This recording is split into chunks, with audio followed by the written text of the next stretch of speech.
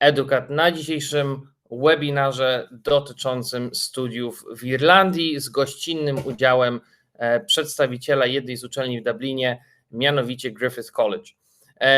Dzisiejsze spotkanie jest nagrywane, także będzie również dostępne później na naszym YouTubie. Tytułem wstępu, my jako Edukat zajmujemy się szeroko pojętą pomocą w aplikacji na studia za granicą, także możecie z nami indywidualnie porozmawiać na temat tego, na temat waszej sytuacji, na temat tego, jakie kierunki, jakie uczelnie, jakie kraje was interesują i mamy nadzieję, że będziemy w stanie wam indywidualnie pomóc. Na takie indywidualne, bezpłatne spotkanie można zapisać się poprzez kliknięcie w przycisk na górze, tam gdzie jest napisane bezpłatna konsultacja, także w dowolnym momencie będzie można to zrobić. Dalsza część webinaru będzie po angielsku, także teraz pozwolę sobie oddać głos Rayowi, który łączy się z nami prosto z Dublina. Ray, I'm handing over to you. I just did a very short introduction about how the webinar today will work. I did forget to say that everyone is more than welcome to ask questions in the chat window in the bottom, and we will get back to them towards the end. Ray, over to you. And you are joining us from somewhere around Dublin, I assume. Yeah, I'm actually in Ireland for a change. I see in the chat, Yassine is asking, can we speak in English? So, Yassine, I've got some good news for you because I can't speak Polish. I think I've got about 2 words, so the rest of this will mostly be in English. You'll be glad to hear. So good evening, everybody. You're very welcome. My name is Ray Halpin. I'm the Global Student Mobility Manager for the EU for Griffith College in Ireland. So what I'm going to do today or this evening is I'm literally going to talk to you about what life looks like in Ireland, you know, especially from a student perspective. I'm going to do a quick introduction to some of the programs we offer at Griffith College, and then I'm going to speak about some of the main questions that we get asked by Polish students when I travel. So I've been to a number of cities in Poland over the last few years, mostly with Adam in different places. And as Adam says, if you've got any questions, please put them into the chat box and we will come back to them and deal with them one by one. So in terms of Ireland itself, you know, we've got 5.1 million people, so we're quite a small country compared to a lot of countries around the world on the western side of Europe. But we have a pretty big reputation all over the world. So we've made a major contribution to things like sport, music, literature, history over the years. And I think everybody in the world right now knows who Cillian Murphy is. So one of our most famous Irish people. And interesting fact, aside from Irish people, there's more Polish people living here than anywhere else in the world. In terms of, I think we had 120,000 Polish people at our last census, and that was 6 years ago. So I'm sure that number has dramatically increased. So we do have quite strong links with Poland over many years. Because of the UK leaving the EU, we're now the largest English-speaking country in the EU. And there is still a huge value in an English-speaking education. You know, no matter where you study, it's difficult if you're going to go and study somewhere to learn another language in addition to Polish, on top of, you know, maybe being taught programs in English. And we do have a very strong reputation in the education sector, you know, which is why nearly 40,000 students from all over the world come to Ireland to study now. The main reason that people come to study in Ireland, it's not because of the most attractive men like me. It's actually the job opportunities. Okay, so it's really, if you look at this slide that's on the screen now, we rank really, really strongly when it comes to economic performance, both globally and even more so when it comes down to the EU. So we're known as what's having a very knowledge-based economy, very strong in areas like financial services, tech.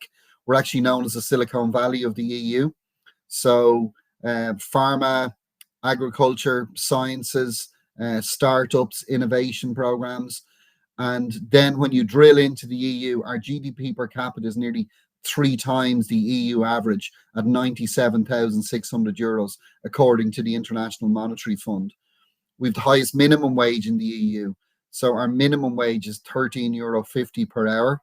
and our employment has never been stronger than it is right now. So we've reached record highs for two things.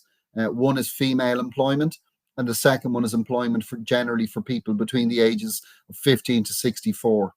And at the end of 2023, BBC published an article which basically stated that our unemployment is the lowest it's been in over 21 years, which means we've now reached a state of total employment. And it's not a coincidence that these companies choose to have the European headquarters here. Although if Donald Trump had his way, he would bring some of them back to America, if you watch the news lately. So, you know, there really is job opportunities, both locally and also globally. You know, my little brother, he started working for Google in London, then he moved to Germany, to Cologne, and now he lives in Chicago, still working for Google 20 years later. So working for these companies can really open up opportunities for you both in Europe, but also further afield as well.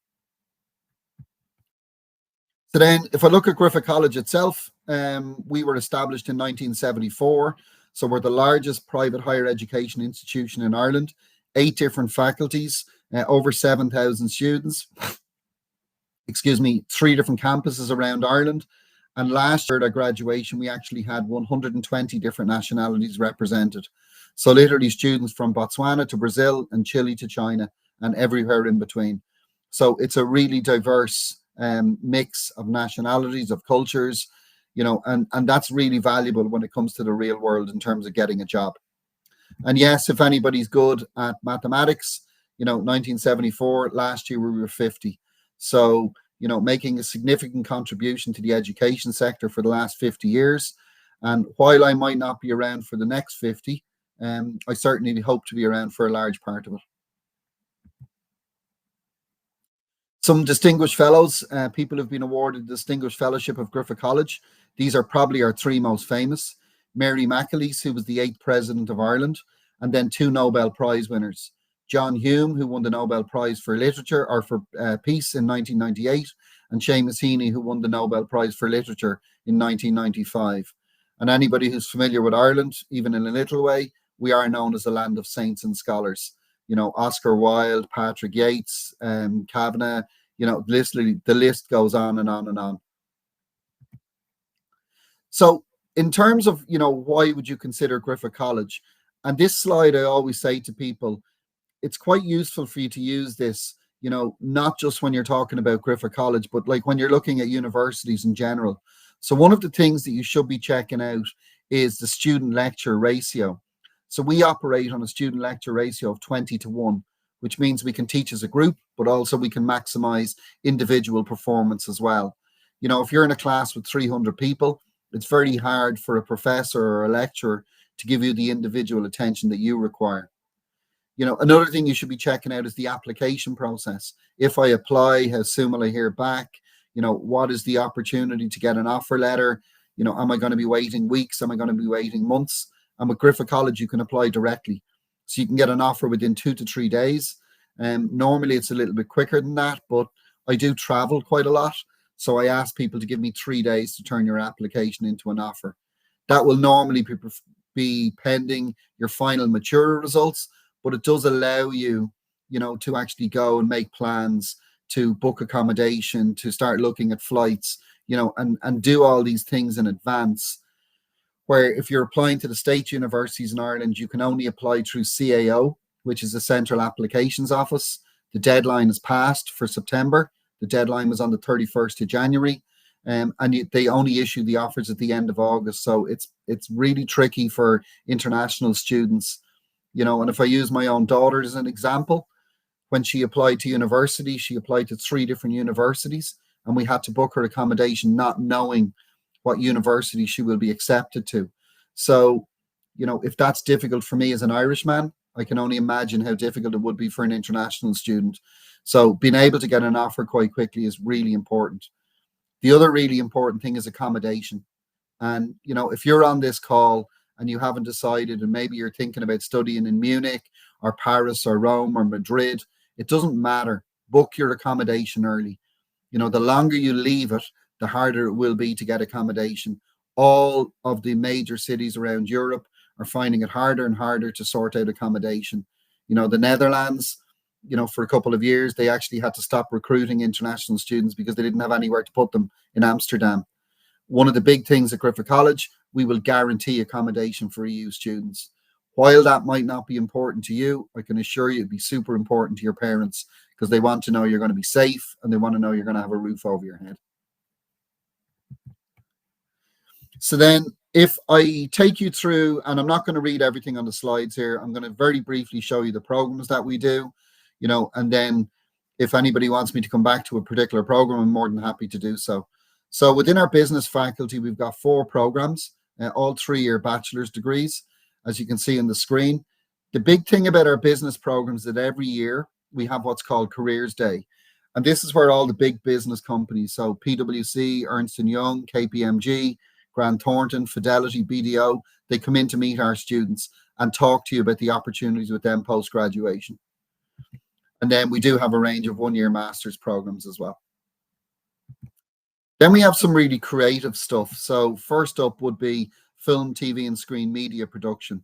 And I often say to people, if you're the type of student that likes to sit in the classroom Monday to Friday, 9 to 5, don't do this program, because it's really practical. It's like 70% practical, 30% theory. So you're going to spend quite a bit of time filming on location. You will also have an opportunity, like Amelia, to do your dissertation by practice. So her final piece of her bachelor's degree, she actually made a movie called Summer Girl. So you don't have to do like a written dissertation. As I say, the dissertation by practice is quite a big part of this program.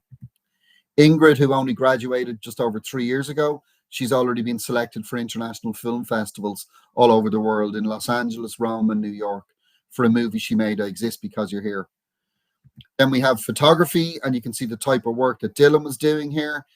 He was getting published in surfing magazines while he was still a student at Griffith College. And even the first year students, the kind of work that they're producing. That program is currently going through an upgrade. So it won't purely be photography going forward. It will be photography, photographic media and digital creation. So there'll be a lot of content creation in there, because really the world we're living in is changing all the time. Then next up will be our journalism and media communications. And first in here will be communications and media. I'll come back to music and the other programs in a moment. And again, a range of 1-year master's programs following on. The big thing about our journalism and media communications program is we're going to teach you 2 types of content. So we're going to teach the traditional content, which would lead to things like print media, journalism, academic writing, those things. But now we're also going to be teaching online content as well, because things like digital podcasting have become, real careers.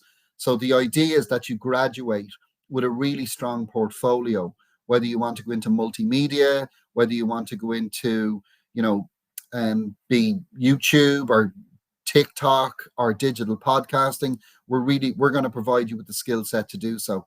So it can lead to a wide range of different careers. I'm not going to talk about all of our graduates, but the top lady is worth a mention, Cecilia Ahern, because after she graduated from Griffith College, she actually wrote a book. It's called P.S. I Love You. It became an international bestseller all over the world when it was released in 2004. And then in 2007, it was actually turned into a Hollywood movie with Hilary Swank, Jared Butler, and Lisa Kudrow, who's Phoebe and Friends. And you can see the different areas that people are getting into: multimedia and news, head of news and sports. So really you can go in a lot of different directions. Next up would be music. We have some really cool music programs. We have music production with composition, and then audio and music technology. And one of the reasons they're really well recognized around the world is because they're delivered in Windmill Lane recording studios. So this is where you would be studying on a daily basis in the heart of Dublin. And it's still a live recording studio. So it's actually been named best recording studio in the world twice, and it's consistently in the top 5 recording studios. So you would be using the equipment that they're using in the music industry, whether it's digital, whether it's analog, and you might actually bump into a few superstars along the way. In 2023, Bruce Springsteen walked into a classroom, picked 4 students at random, gave them, brought them into his recording session, and then he gave them backstage passes to his concert that night. I was particularly unhappy when I heard about this because I paid €160 to go to the exact same concert. So I wasn't best pleased, but a great story for the students. And in the last 6 months, Ellie Goulding's been in, Ed Sheeran, Gavin James, Lady Gaga, Lewis Capaldi. So it's literally still a live recording studio. And 2 fantastic success stories. Brian Shield was actually nominated for International Producer of the Year at the awards ceremony in Berlin a couple of years ago, up against people in some of the biggest names in the music industry, like Mike Spike Stent, and he literally was still a student at Griffith College when he was nominated. So amazing. And Declan Gaffney, he's now the main producer and engineer for both U2 and Adele. And anybody who knows U2, they've recorded every single album in Windmill Lane Recording Studios that they've ever produced. You can see what graduates are working in now, whether it's music producer, whether it's studio manager, composers, sound, studio engineers. There's really a range of opportunities across the music industry that you can go into. Then we also have animation and creative technologies and digital art. This is an area that's really, really growing right now.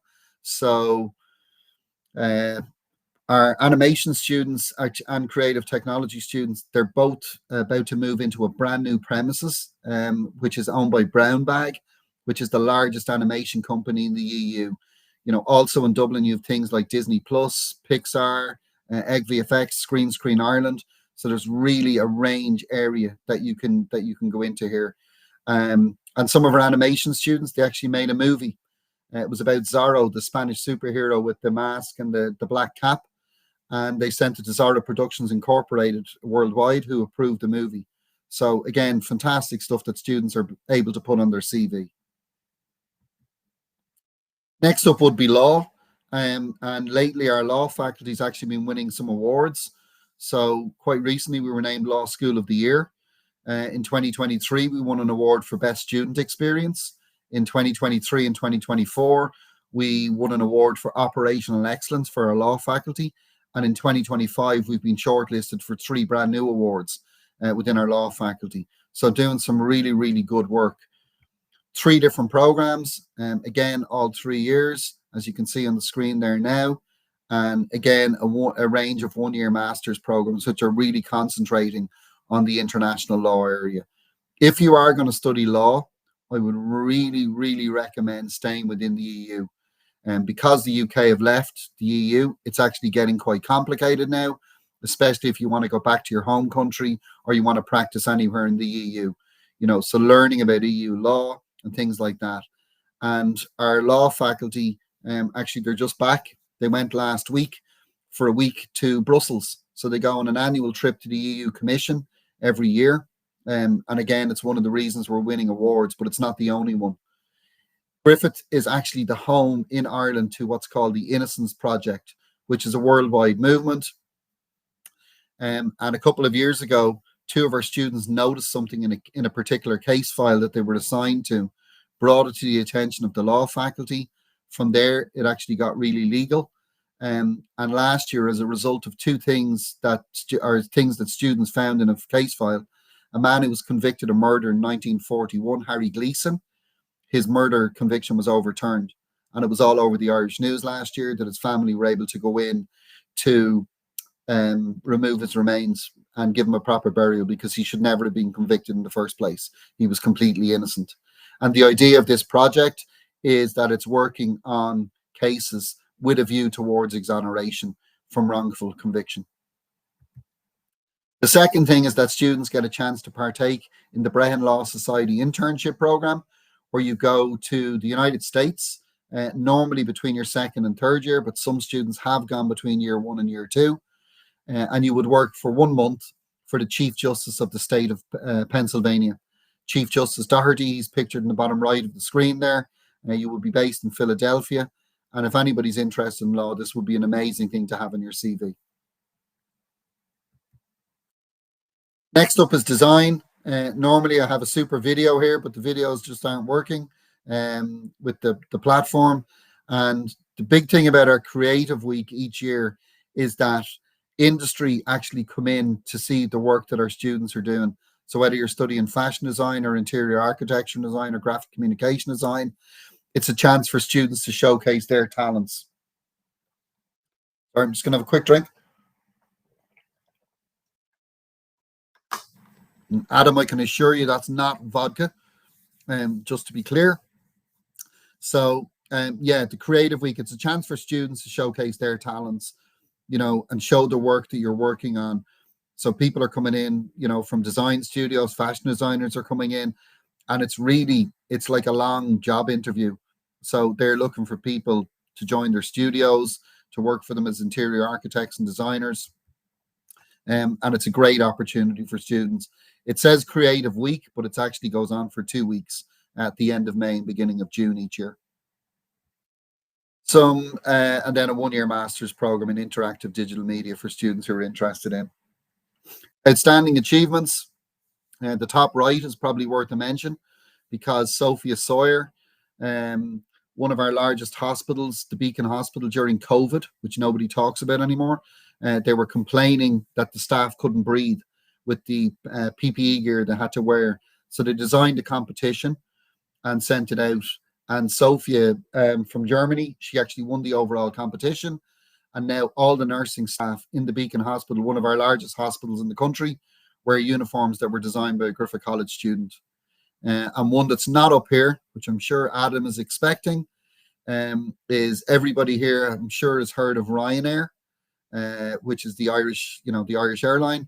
And their blue and yellow uniforms were actually designed in 2016 by an Irish lady called Emma Callipy. And in 2015, she graduated from Griffith College as a fashion design student. So again, another great success story. You might notice I'm talking a lot about what our students are doing, and we're very big on that in Griffith College. We're only as good as what the students are producing, and we're really about showcasing our students' talents, encouraging them to take part in real life competitions, especially while they're still students. It's great for student CVs, and it's really, going to help you get a job after you graduate as well. And also the design students get to go on some pretty cool field trips. I must tell them about a couple of hidden gems in Poland, actually. I think Wrocław is definitely worth a trip, and maybe that can get added to the list next year at some stage. Computer science. Now, this is the only bachelor's degree that we do that's 4 years. So everything else that I'm showing you is a 3-year bachelor's degree. And again, 1-year master's programs available as well. As you can see on the screen now, what you will study in year 1 and year 2, and you can see the computer languages that you would study as well. The big thing is in year 3, there's a work placement. So in the second semester of year 3, from January to June, it's a 6-month paid internship, and it is paid, as I just mentioned. For students who are interested in computer science, this is huge, because a lot of students actually end up getting kept on for the summer as well. So it means you actually end up getting a 9-month internship. And a lot of these companies are begging students to come back to work for them. So the IT sector, is really, really strong here. And as you can see in the 4th year, now you're going to start using really, intricate stuff like C#, like Python, like Ruby. And also the big thing about the 4th year is there's a range of elective modules. So you can choose the direction of your future. You can choose the direction that you want to go in. Right now, everybody's talking about AI. 5 years ago, everybody was talking about cybersecurity. In 5 years' time, it could be something completely different, because this area is really fast moving, really dynamic. And we do have a module in there called Emerging Technologies for that very reason. But if you're interested in game design or computer graphics or software development or AI and robotics or cybersecurity, you can choose these modules, to really shape your own computer science degree. Psychology. Now, again, we're back to 3-year bachelors like the previous programs. And you can see here in year 1 and year 2 and year 3 what you will study. But really, when I'm talking to students about psychology, and I know it's popular in Central Europe and Poland, but what I do talk to students about is go in with your eyes wide open. What are you looking to do after a bachelor's in psychology? So if you're looking to work in business, or finance, or HR with a bachelor's in psychology, or even employee health and well-being, the bachelor's probably will be enough to get you a decent job. But if you want to be a clinical psychologist or neuropsychology or forensic psychology, or a private practice, you're probably looking at 10 to 12 years study, because you would do a bachelor's degree, which is 3 years, then get some work experience, then do a 1-year master's, then get some more work experience, and then you have to do a doctorate or a PhD as it's known. So you're probably looking at 10 to 12 years, and just be aware of that. The next couple of slides I'm going to skip over because they're all 1-year master's programs in the area of in our science faculty, and then also childhood adolescent care, addiction studies, and counselling and psychotherapy, all 1-year master's programs. Foundation programs. Please don't be the first Polish student I ever had to put on a foundation program. So foundation programs are designed for students who don't meet the entry requirements to a bachelor's degree. The Polish high school system is more than good enough for you to go directly onto a bachelor's degree. So I'm literally praying that I don't have anybody on this call that will need a foundation program with us.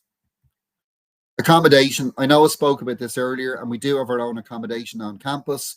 We have our own website, ghr.ie, and you can see now on the screen we have different types of rooms depending on your budget. So we've 6 different types of rooms. And normally when I'm in the international office on campus, the on-campus accommodation is about 100 meters from where I sit. So it's literally right there. So there would be no commuting involved whatsoever. Then typical questions. So always it comes up about accommodation. Always it comes up about fees and scholarships. And you can see the QR codes there for our quick program guide. In the quick program guide, you have a hyperlink to all of our bachelor's degrees. So you can go in and click and read about the bachelor's degrees module by module, year by year. Application process, literally a link to the application process. It will take you less than 5 minutes to submit an application. For anybody who's looking at September 2025, you can still apply. If you speak to Educat, speak to Adam, he'll tell you what's required, but it's a really, really simple process. And then English language requirements, and this does come up quite a lot. So for Polish students, you've got 3 options. Yes, you can submit an IELTS cert or a Cambridge cert or Duolingo or TOEFL or TOEIC or any of the recognized tests, okay? But you don't have to. You can also use your Polish Matura as long as you've got 60% at advanced level with at least 55% in the oral. That would satisfy the English language requirements. And the other option is, if you've applied to Griffith College already, or you are applying for September 2025, after you apply, we have a free English test every Tuesday on Zoom. It's called the Oxford University Placement Test, OUP, completely free of charge. You don't need to study for it. And yeah, we can book you in for that test as well. To give you an idea of the levels, don't get too confused by everything on the screen. For undergraduate programs, everything is IELTS 6.0 or Cambridge B2, except for law and journalism. They're B2 plus in Cambridge or IELTS 6.5. And then I'm going to skip over the video. And then there's my contact details. So always the best way to reach me is WhatsApp. My WhatsApp number is on the screen. If you prefer to email, my email address there is there also. But I would encourage you to speak to Adam, speak to Educat. He knows Griffith pretty well. We've worked together for a number of years. So he's very familiar with everything that we need. And he's also a top class guy. So from there, I will say dziękuję, and I'll open it up to Q&A. So if anybody's got any questions. And we do have quite a few actually in the chat window. So maybe I'll start with the questions that were asked first, and we'll work our way through them to the most recent one. So Alexei is asking, can a candidate apply to 2 different faculties and then select if accepted by 2, say IT and music production? Our son is torn apart in between these 2 things. Okay, super question. And I literally had this conversation today. So the short answer is no, okay? You can't apply to 2 different programs at the same time. But what your son can do is apply for one, and then it's a very, very easy process to switch, Okay, so get him his offer, literally, and it doesn't mean that he's actually stuck into that. Even if you pay a deposit, your deposit would still work towards the other program as well. And you can make that decision right up until the end of August. Okay. So the only time that it gets a little bit tricky is if a program is reaching capacity. And if I know that a student is interested in 2 different faculties and the faculty tell us that they're really close to capacity, then I would get on to you straight away and tell you, look, you may need to make your decision a bit sooner. But it's a really simple process to switch over, and as I say, as an EU national, certainly as Polish, people can come and go as they please. They can stay as long as they want. They can work as many hours as they wish, so you can actually make that decision quite a bit later if you need to. Next question from Victoria. This one was in Polish, so I'll quickly translate it. Do chosen subjects on the Polish matura have any influence on the degree that they can apply for? So I'm guessing the question is basically, if I want to apply for law, do I have to do higher level geography, or is that not something that is required per se? Yeah, again, super question. So the simple answer Polish is no. Students always ask super questions, as you know by now. Polish students are always on top of their game. I do, but I don't always get super questions in other markets, so I'm just paying a compliment. The short answer is no, we don't insist on particular subjects, okay? However, with certain bachelor's degrees, we would be looking at certain things. So a really simple example, business or psychology, we're definitely going to be looking at English and maths, okay? But for something like law or journalism, maths is much less relevant and English is more important, okay? But we are not saying to any student that you must have studied this.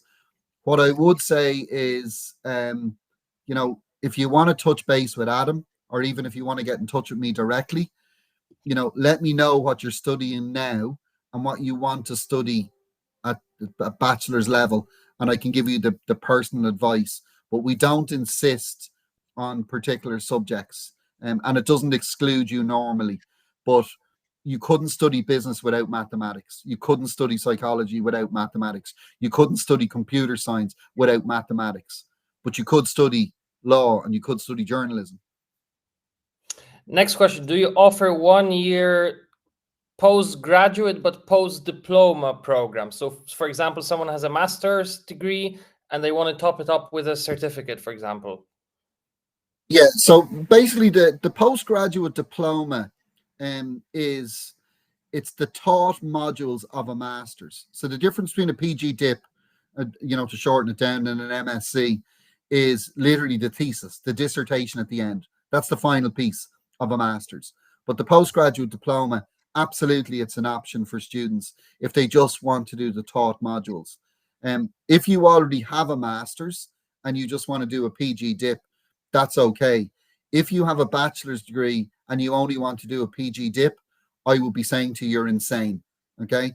Because even though it's a level 9 award on the education framework, and the master's is a level 9 award on the education framework, if you're sitting in front of an employer, the master's carries an awful lot more weight than the PG dip. It's just reality, okay? That if I'm an employer and somebody's sitting in front of me with a PG diploma and somebody's sitting in front of me with a master's in the same subject, I'm going to pick the master's student every day of the week.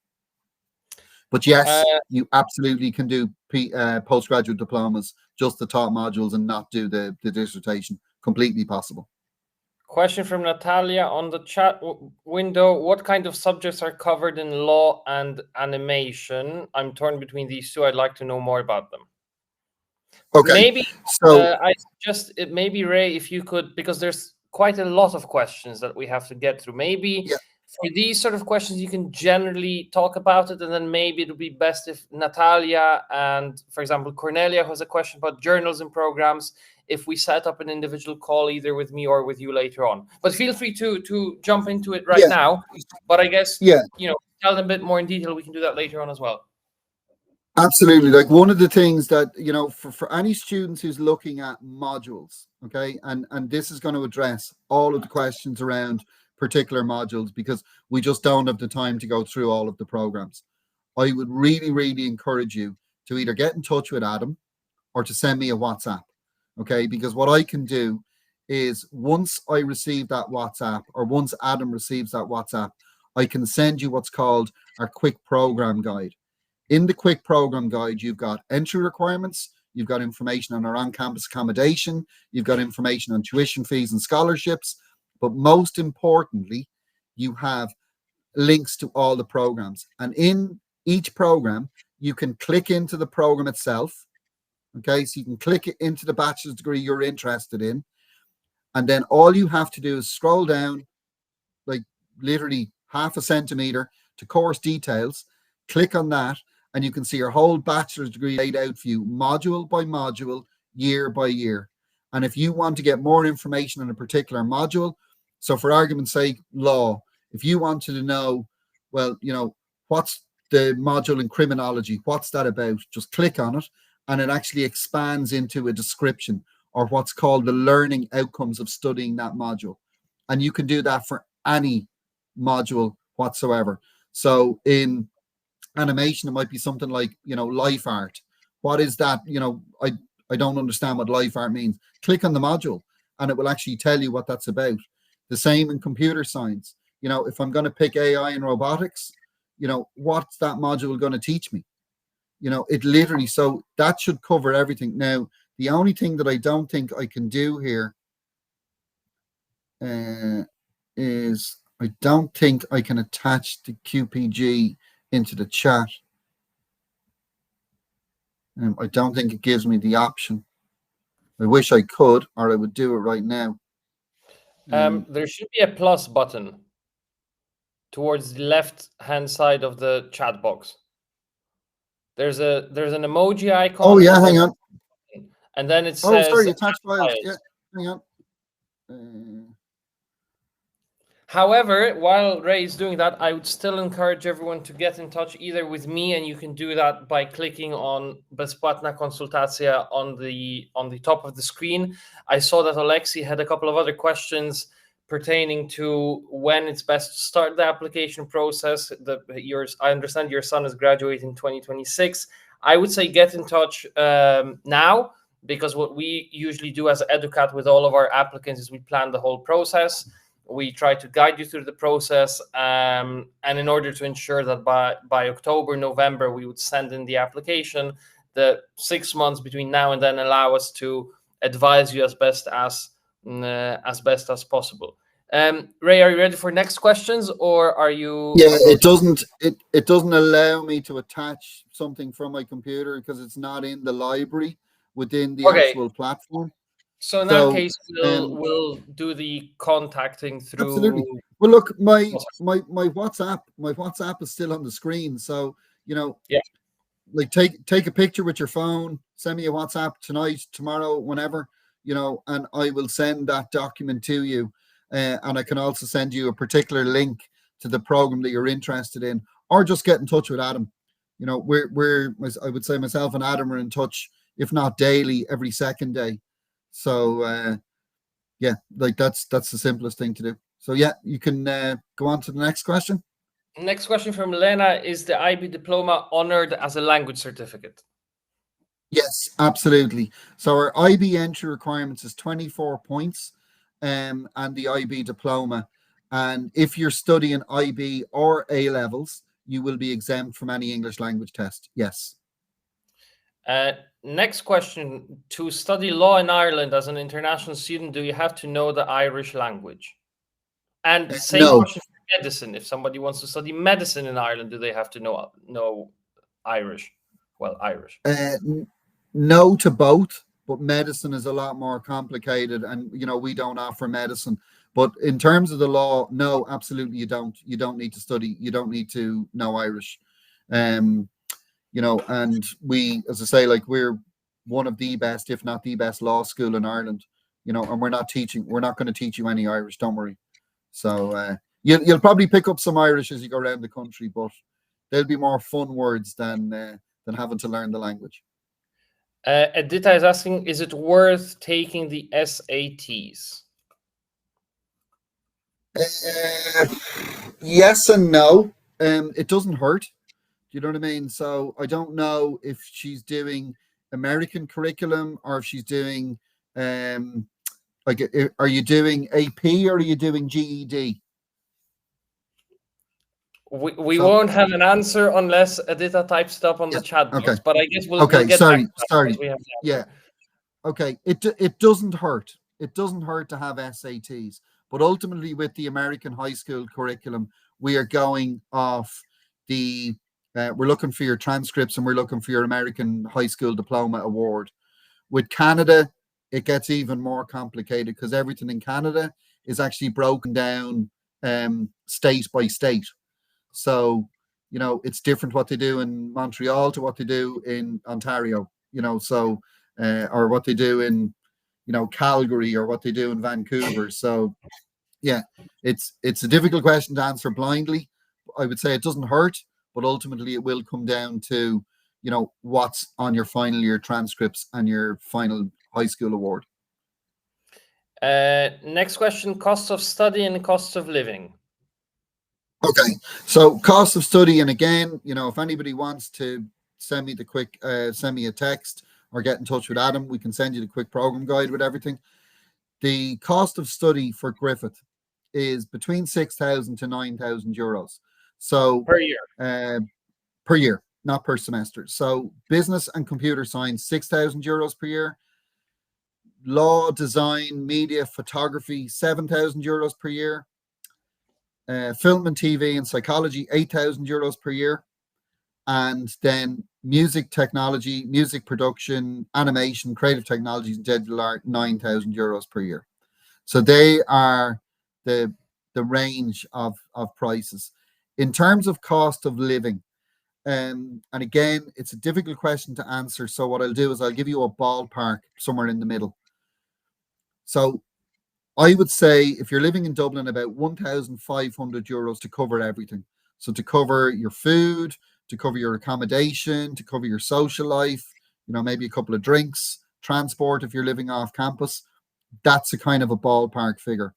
Now, if you say to me you want a water bed and mirrors on your ceiling and a 50-inch plasma TV and a personal butler, then clearly 1,500 euros isn't going to cover it. But if my daughter, if I said to her I would give her 1,500 euros per month, she would bite my hand off because she can live on less than that.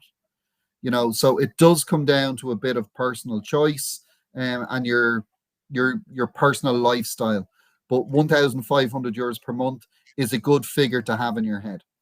And it's still less than some of the other very popular capitals like Paris, Amsterdam, Copenhagen, Stockholm, Berlin. So I think the value for the money, it's always what I speak about. Here, Griffith is at a fantastic level. Monica is asking, just to make sure, does Griffith College guarantee accommodation for the first year of international students? So, Monica, you can actually, we are not the Netherlands. You don't have to leave after the first year. You can actually stay for the full 3 years on campus if you wish. So, yes, and like on the slide that I put up there earlier, we will until the 31st of May. So actually, I'll deal with a couple of things. There's two deadlines. Sorry, they're not deadlines. There's two dates to be aware of that I make students. If you're an EU national, you don't need a visa to come to Ireland. You can come and go as you please. You can stay as long as you want. You can work as many hours as you wish. Okay, so you don't have any drama to deal with in terms of getting here, staying, leaving, whatever you want. Okay, there's two dates to be aware of. So the first date is for everything except music, animation, and creative technologies and digital art. There's the opportunity to get an EU scholarship. Okay, so you can get an EU scholarship, which is 1,000 euros off your first year fees, except for psychology, where the scholarship is 2,000 euros. And we would make all this clear in your offer letter anyway, so you don't have to remember all of that. Okay. But to get that, you need to commit before the 30th of June. Okay, so that's the kind of the date that you would need to have in your mind if you want to get the scholarship for one of those programs. The other date to have in your mind is 31st of May. That's the last date that I can guarantee accommodation. So I can't keep accommodation over for the whole summer, you know, for somebody who might apply or somebody who might look for it. So I'm very clear with students, we can guarantee you accommodation until the 31st of May.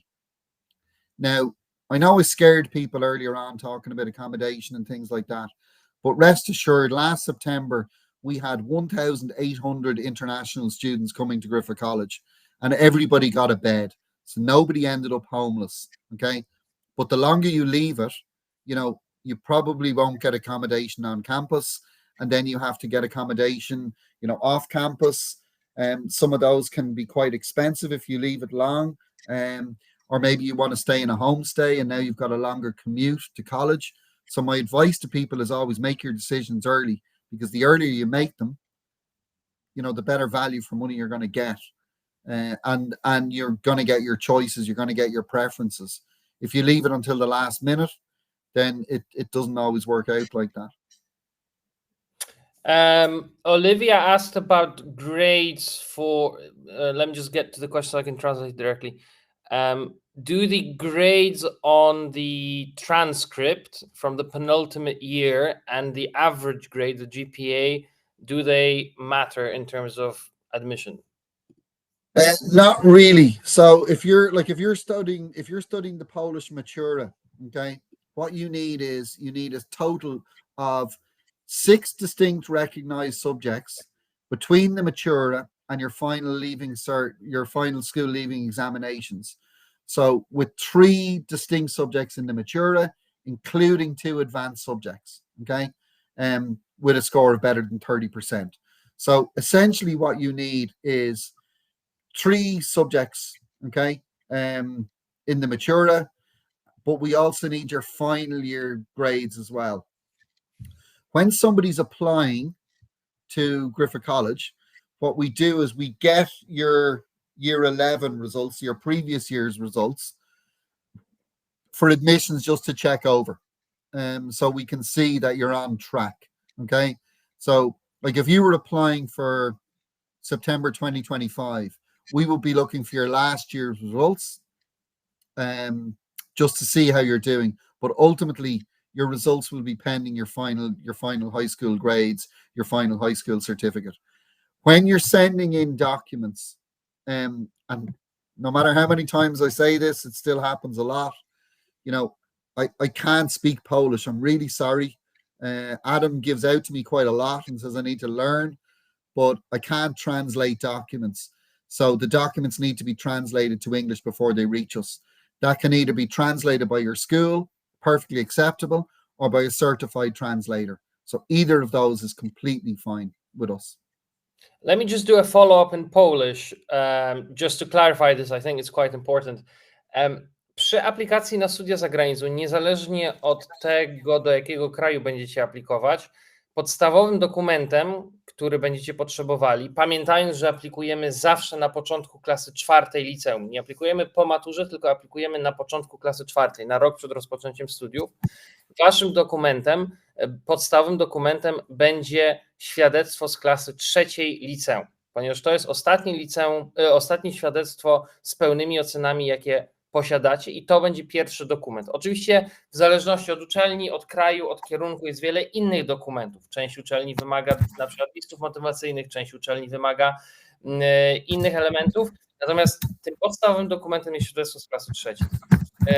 To, co jest ważne, to jest to, że w większości wypadków poza Wielką Brytanią i poza niektórymi wyjątkami, np. w Niemczech czy w Holandii, uczelnie te nie wymagają od was minimalnej średniej. Czy to będzie w Irlandii, czy to będzie w innym kraju, nie ma czegoś takiego jak minimalny próg, szczególnie na uczelniach takich, jaką dzisiaj gościmy.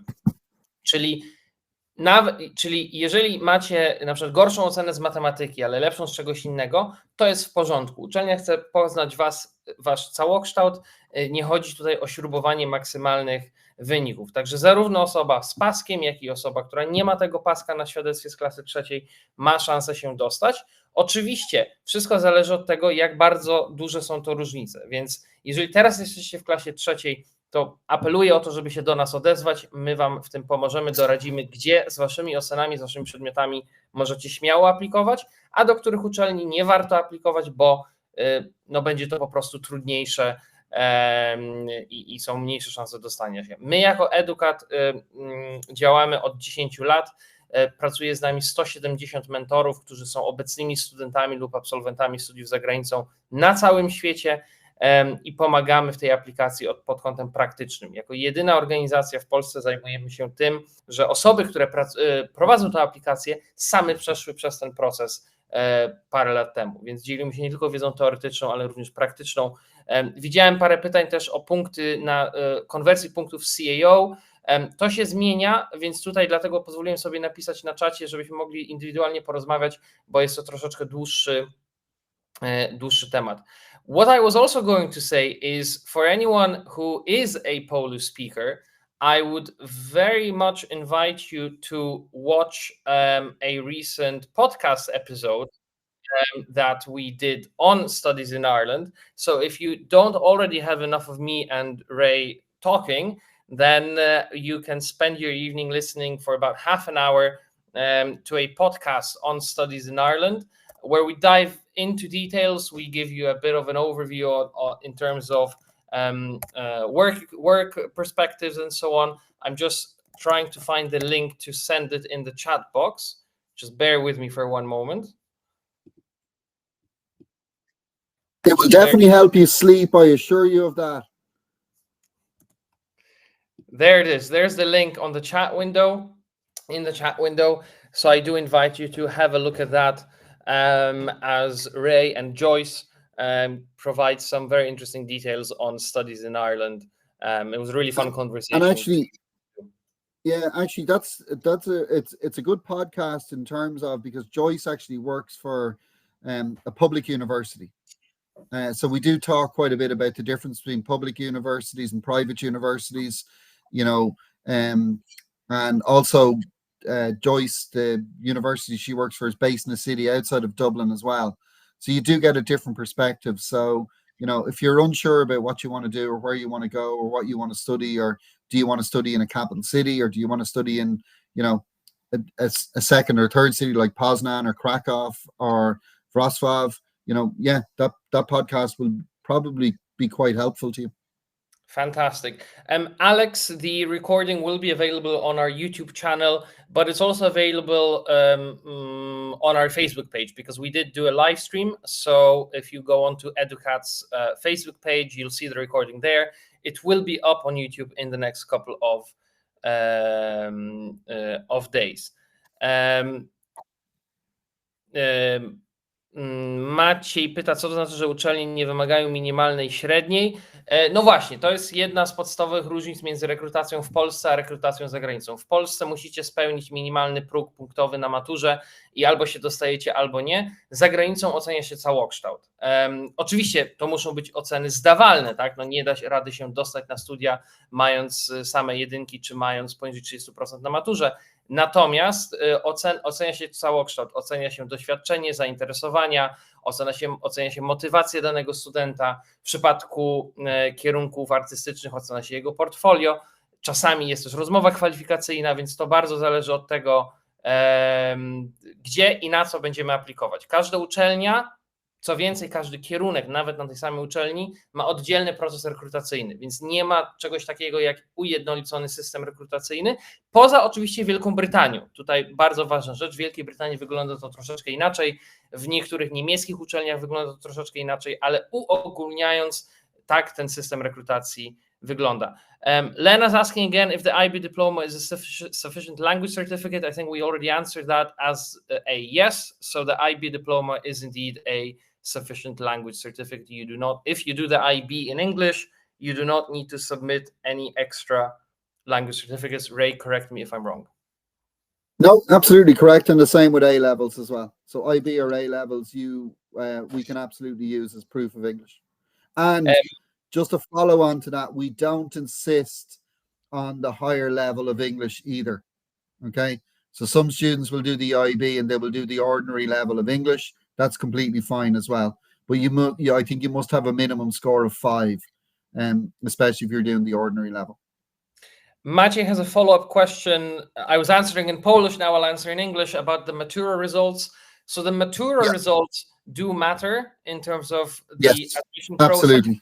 And the way it works is, as I said before, you apply in the 4th grade, w 4. klasie liceum, w 5. klasie technikum, w zależności od tego, w jakiej klasie jesteśmy. You apply then, the university will issue you what they call a conditional letter of admission, or an unconditional letter of admission if you've already graduated. In that letter, it will be stated exactly what is required of you. In the case of Griffith College, it will say that you will be admitted to the program unconditionally. If you pass the Matura exams, you will have at least 3 subjects, and each of them of at least 30%. If you have mathematics, if you have English at 60% on the extended level, you do not need any English language certificate as an add-on to that. I think that was pretty accurate, Ray? Yeah, to be honest with you, most students actually don't wait for the English. They maybe they already have an IELTS cert or a Cambridge cert because they might be applying to a number of universities. But more students, once they get their offer, they say, look, can I just do your free English test? If you're running them every Tuesday, it takes 90 minutes and the student gets the result that afternoon completely free of charge. So if you don't have an IELTS test, an IELTS result or a Cambridge result or anything like that, and you want to come to Griffith College, my advice to you is don't go and pay for one of those tests. Don't go and study for one of those tests. Don't go and book one of those tests. They cost money. You've got 2 free options. You can use your Polish high school, or you can use, if you don't use your Polish high school, you can always do the OUP, the online test that we do every Tuesday. I see someone is typing another question, so I'll just wait for that. And in the meantime, There's one there from Olivia. It's basically the same question again. So It's about whether or not the grades from the final year transcript count, or also the ones from the penultimate year. So to answer that again, when you apply, you submit the grade from year 11, czyli z 3. klasy liceum. Nie z 2., nie z 1. tego nie załączamy. W przypadku Irlandii, w przypadku Griffith College, ale to się różni z kraju na kraj.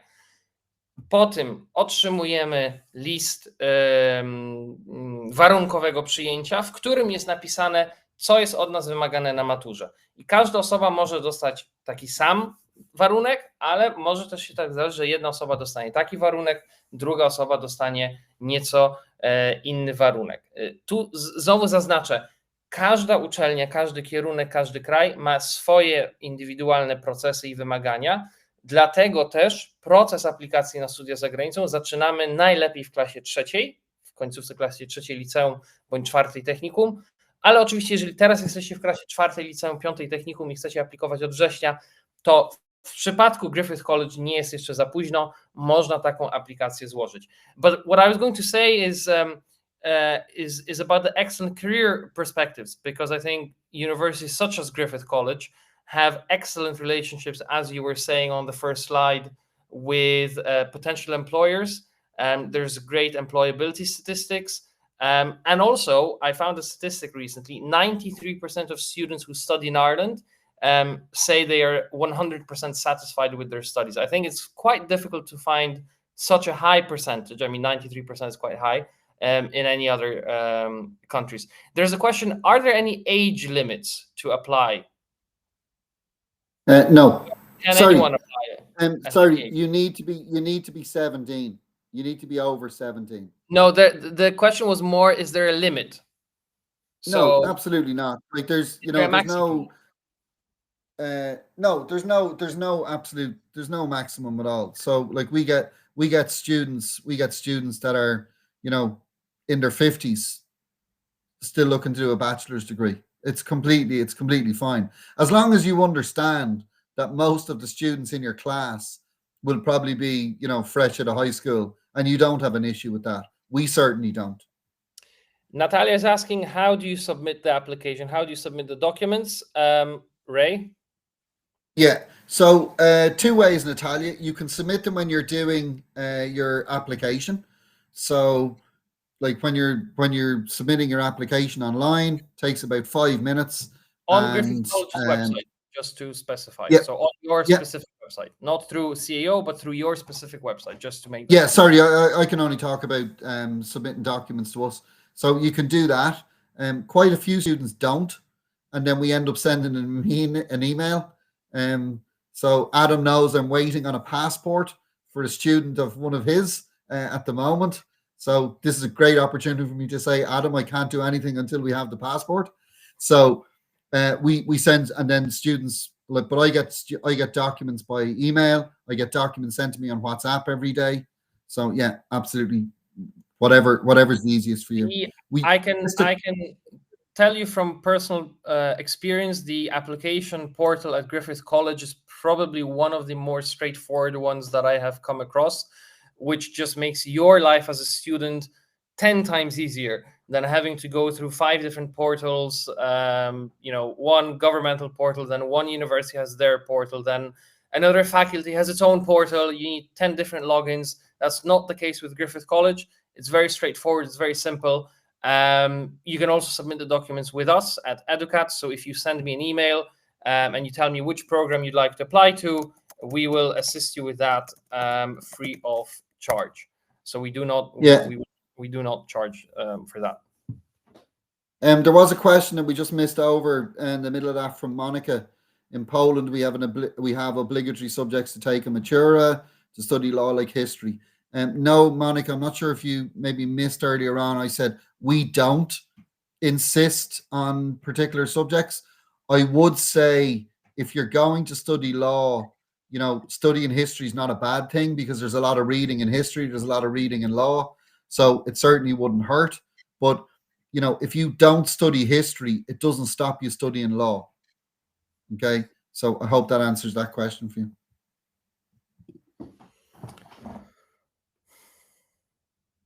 All right. I got to thank you, so I think I did. I don't see any more questions. Quite a few really concrete, specific questions. I'm really glad about that.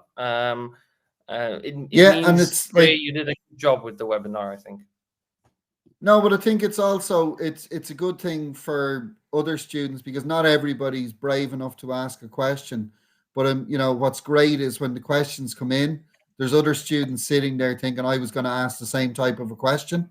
So it's great for everybody's knowledge. And to be honest, I much prefer when I'm getting questions than just sitting here presenting. So it's more enjoyable for me as well to answer real questions. So thank you all. I appreciate it. Excellent. Thank you very much indeed.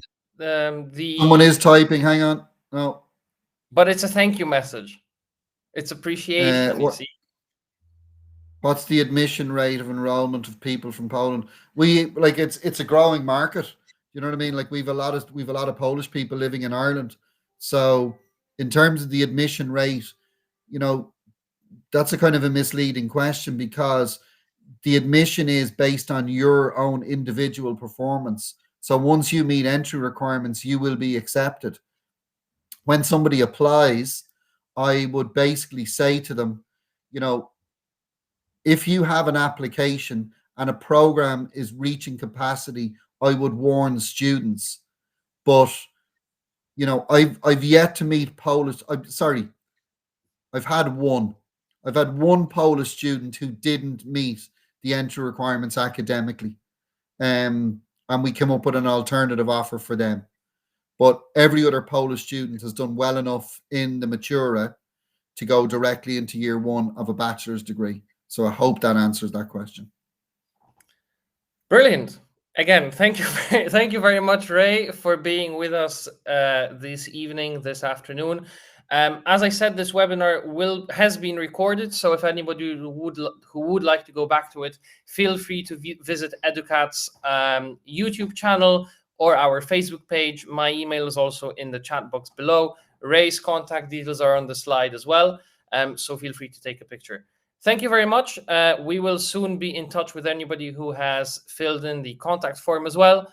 For now, have a very good rest of the week, very good upcoming weekend, and we do hope to see you soon in person. Absolutely. Thanks very much. Thank you very much. Thanks very much, Adam. Thanks to all the students and parents that attended this evening. Really, really interesting discussion. And yeah, I appreciate everybody's time and hope you all have a lovely evening. Dziękuję.